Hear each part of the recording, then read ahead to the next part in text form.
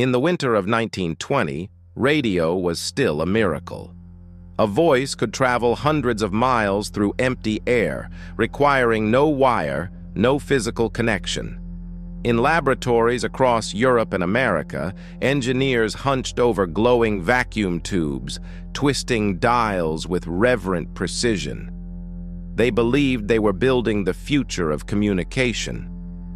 But in a handful of facilities, in Berlin, in Pittsburgh, in London, some researchers began to notice something else, something unexpected.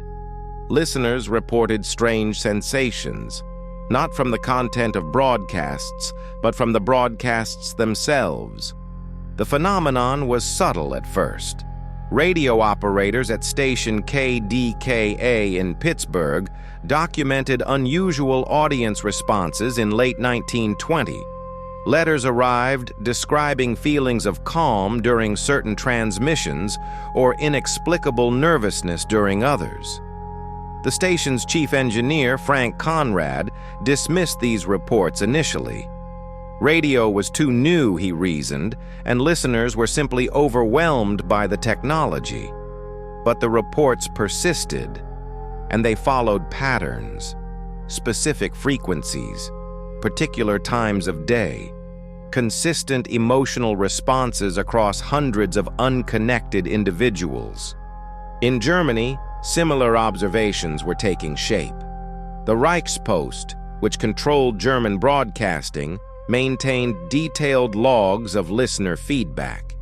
A young physicist named Dr. Heinrich Rosenberg was assigned to investigate complaints about discomfort during certain evening broadcasts from Radio Berlin. Rosenberg had studied acoustics under Hermann von Helmholtz's protégés, and he understood how sound waves could affect human perception. What he discovered in those transmission logs troubled him deeply. The patterns weren't random. They were engineered. Rosenberg's preliminary report, dated March 17, 1923, included a startling observation. He noted that specific low-frequency carrier waves, waves below the threshold of conscious hearing, appeared to modulate listener responses. When broadcasts included a low-frequency pulse of 8.3 Hz, audiences reported increased trust in the programming content. When the frequency shifted to 12.7 Hz, anxiety levels rose measurably. Rosenberg wrote in his personal notes, "The signal must penetrate the subconscious without detection." This was not a flaw in the technology. It was a feature. But who was engineering these patterns, and why? To understand what happened next, we must look beyond the public face of radio broadcasting. In 1923, radio stations were expensive operations, heavily regulated by governments. In Germany, the Reichspost controlled all broadcasting. In Britain, the British Broadcasting Company operated under strict government charter. In America, the Radio Corporation of America, RCA, dominated the airwaves and maintained close relationships with military intelligence. These weren't merely entertainment ventures. They were infrastructure, national assets, and as with any national asset in the 1920s, they attracted the attention of security services.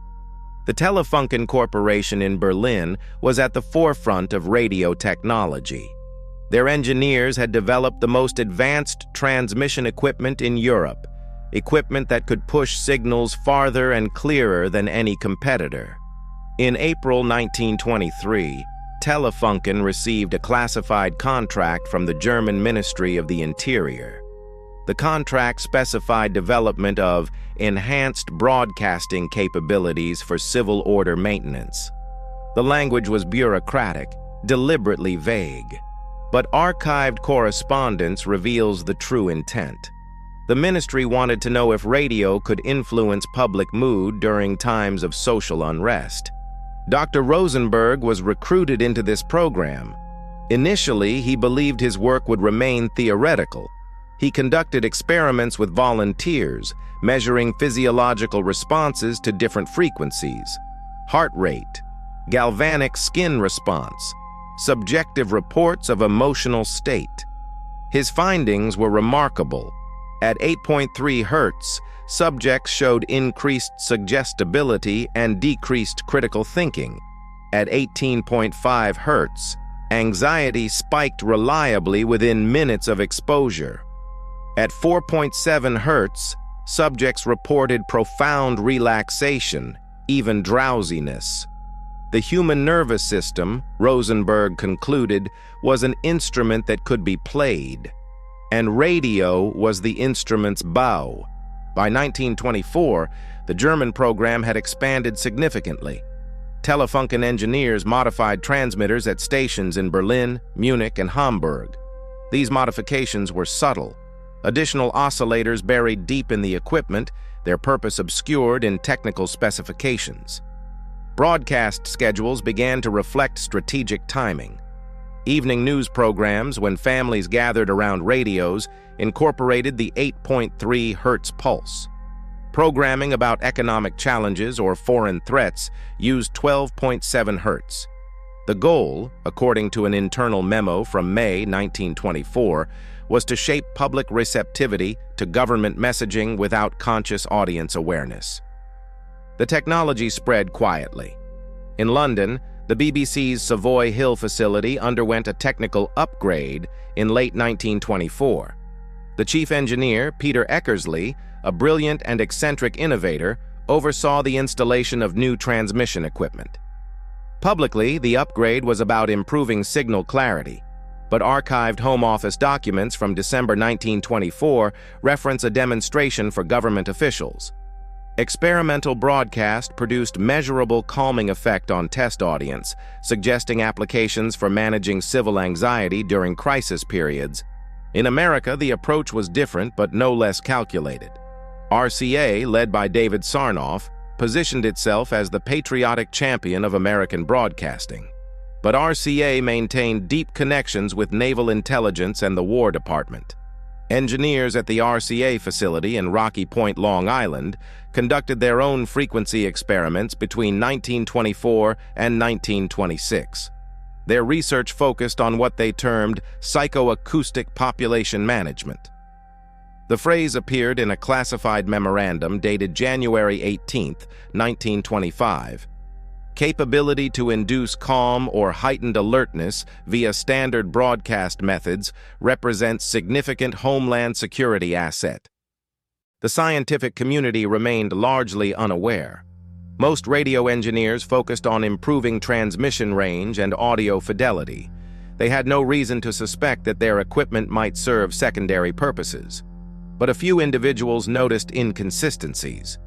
Lee DeForest, the inventor of the audione tube and a pioneer of radio technology, wrote a puzzling letter to a colleague in 1925.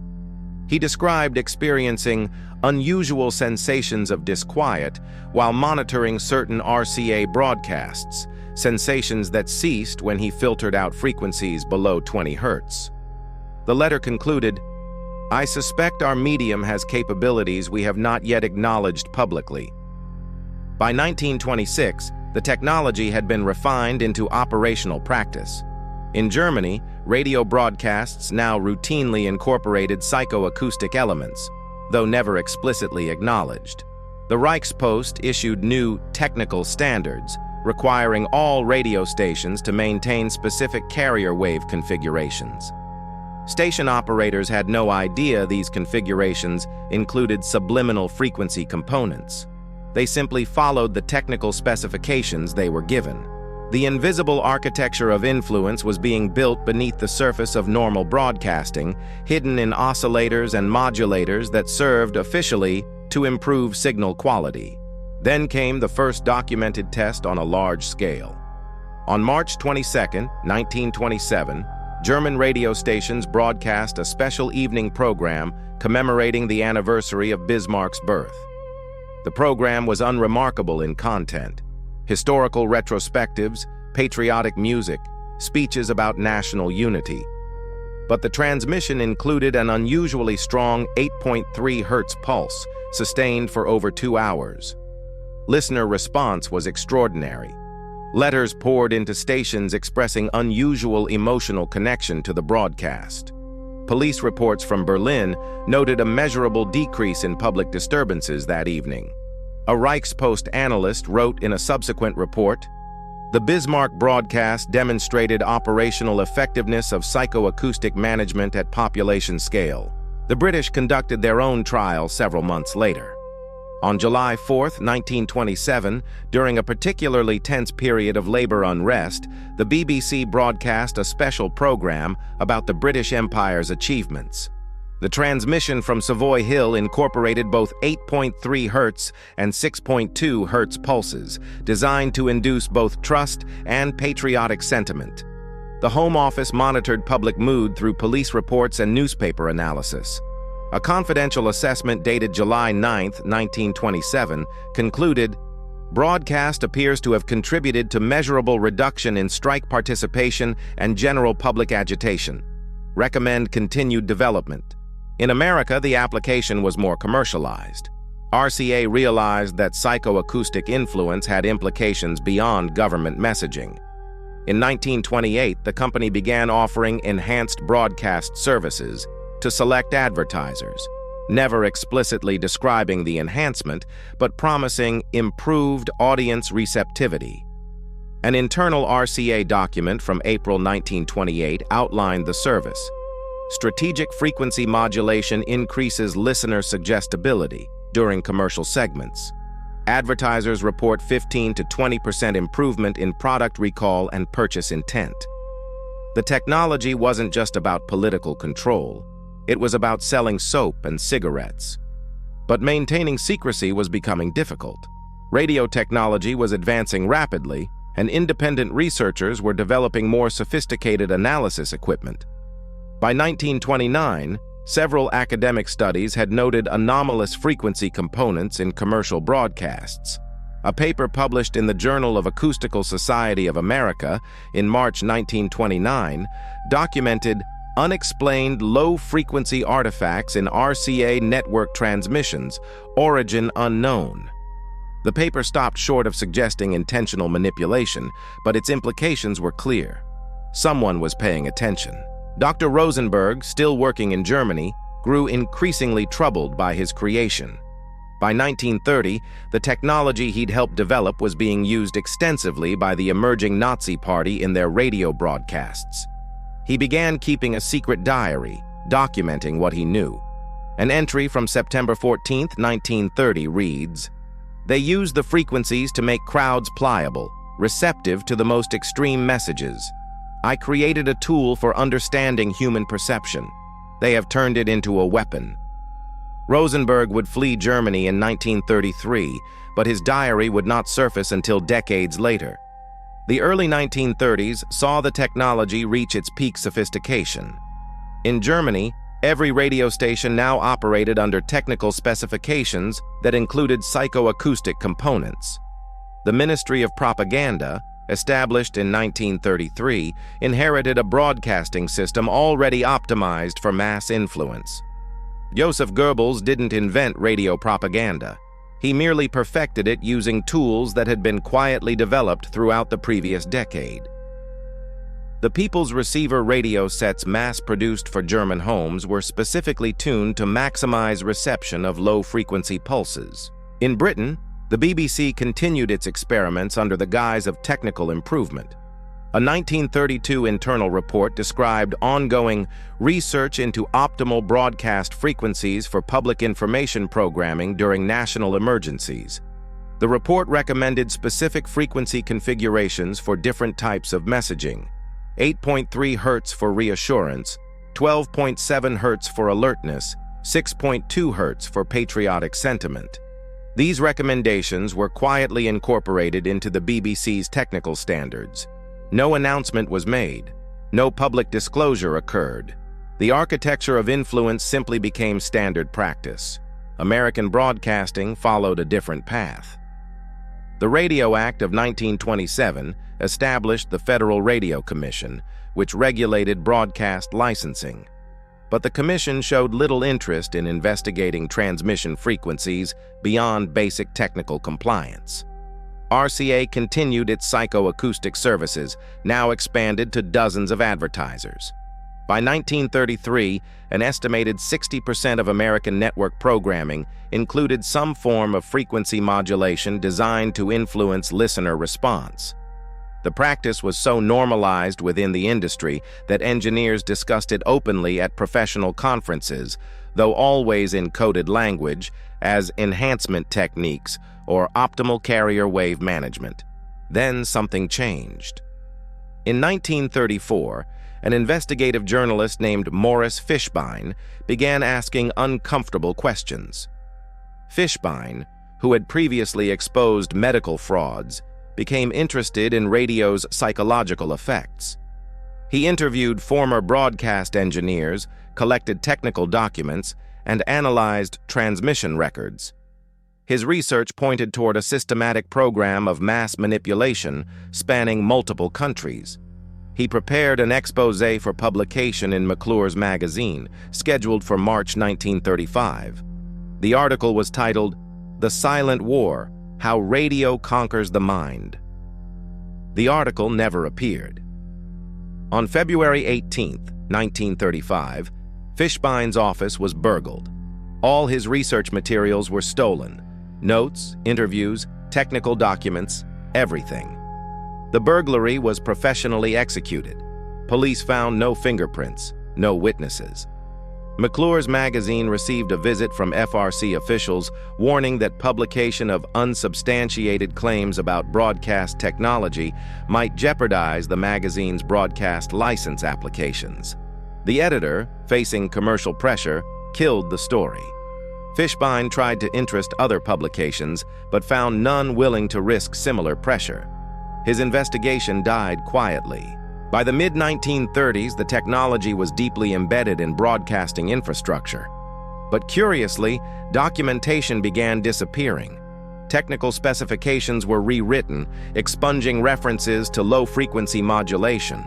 Research reports were reclassified or destroyed. Engineers who had worked on psychoacoustic projects moved into other roles or left the industry entirely. The systematic erasure suggested a coordinated effort to obscure the technology's origins and applications.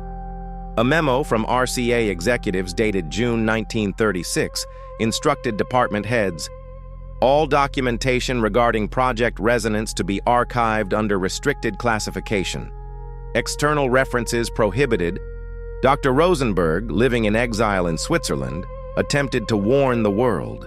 He published a paper in a small academic journal in 1937 titled, "The Psychoacoustic Manipulation of Mass Populations Through Radio Transmission." The paper laid out the science carefully, included documented evidence, and urged immediate international investigation. The paper was ignored by mainstream scientific journals. It received no media coverage. Rosenberg died in 1939, largely forgotten. His diary and research papers were seized by Swiss authorities during the war and never released to the public. As World War II approached, the technology took on new significance. Radio became the primary medium of wartime propaganda for all sides. Did those wartime broadcasts include psychoacoustic elements? The evidence suggests they did. German radio, BBC wartime broadcasting, American war information programming, all showed the technical signatures of frequency modulation designed to influence listener psychology. But by then, investigating such techniques was impossible. The world was at war. Technical specifications were classified, and asking questions about radio's hidden capabilities could be considered treasonous. After the war, the technology simply disappeared from public discussion. Broadcasting standards were updated. New frequency regulations were implemented. Technical documentation from the 1920s and 1930s became curiously difficult to access. Archives were reorganized, with key materials reclassified or lost. The few engineers who had worked on psychoacoustic research moved into other fields: defense, intelligence, government communications research. The technology didn't disappear. It evolved. It moved into contexts where oversight was minimal and questions were discouraged. What remains today? Fragments, mostly. A diary that surfaced briefly in 1978 before being acquired by private collectors. Technical specifications in archived documents, usually with critical pages missing. Oral histories from retired engineers speaking carefully about unusual projects from their early careers. Academic papers published in obscure journals and then forgotten. The architecture of the silent war was dismantled not by exposure, but by time, by bureaucratic obscurity, by the simple fact that few people wanted to believe that their radios had been instruments of influence. Modern researchers who examine this history face significant challenges. Primary documents are scattered across multiple countries, often restricted or lost. Technical specifications require expertise in both historical radio engineering and psychoacoustics, a rare combination. Institutional archives show suspicious gaps in their holdings from the 1920s and 1930s. Requests for declassification of related materials are routinely denied on national security grounds, even for events nearly a century old. The investigation is impeded not by active suppression, but by passive obstacles that make the truth extraordinarily difficult to assemble. Yet patterns persist if you know where to look. Modern broadcasting still uses low-frequency carrier waves, ostensibly for technical reasons. Regulatory standards still specify transmission characteristics that have no apparent purpose in modern digital broadcasting. Defense research into psychoacoustic applications continues in classified programs. The technology that Dr. Rosenberg stumbled upon in 1923 didn't disappear. It became invisible, integrated so thoroughly into broadcasting infrastructure that questioning it seems absurd. The most effective secrets are the ones hidden in plain sight. The silent war of the radio waves was never officially acknowledged. No government has admitted to systematic psychoacoustic manipulation of populations. No broadcaster has confirmed using frequency modulation for psychological influence. The evidence remains fragmentary, circumstantial, provocative but not conclusive. Perhaps it was all coincidence. Perhaps the patterns were imagined. Perhaps Dr. Rosenberg and others simply misunderstood the technology they were building. Or perhaps the war is still being fought, and we never noticed when the battlefield moved from the trenches to the invisible waves that fill the air around us, carrying voices, music, and messages we hear, and frequencies we don't.